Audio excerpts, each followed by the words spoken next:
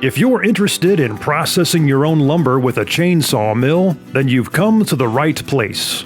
In this 7-part video series, I'll share with you an overview of chainsaw milling gear and techniques, which will hopefully give you some motivation to get started with milling yourself.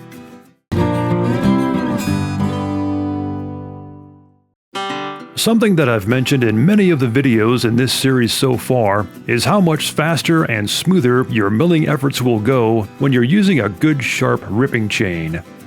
When I first got interested in chainsaw milling many years ago, this is something that I kept hearing about over and over again. But I really didn't even know what a ripping chain was exactly, as compared to a regular crosscut chain that's commonly used for tasks such as trimming or felling trees, cutting firewood, and things of that sort.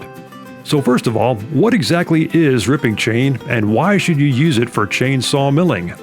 While most chainsaw chain is designed to cut across the grain of the wood you're cutting, ripping chain is specifically modified to cut along the grain.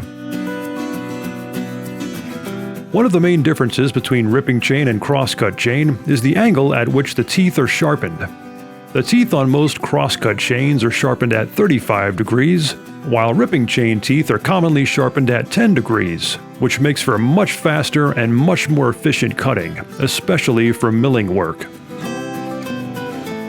Most quality ripping chains on the market, such as those made by Granberg, are specially designed and made up of one set of scoring cutters and one set of clearing cutters, which results in less feeding pressure and uses less power from your chainsaw. Most importantly, ripping chain will leave a much smoother surface on the wood you're cutting when compared to a crosscut chain. When you're ordering ripping chain for your chainsaw, be sure to check the specifications on your chainsaw bar and the owner's manual for your saw in general.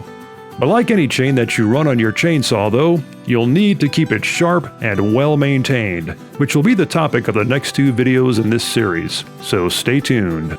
If you'd like to see more videos like this one, be sure to subscribe to this channel and check out the 3 Minutes Outdoors website at 3minutesoutdoors.com.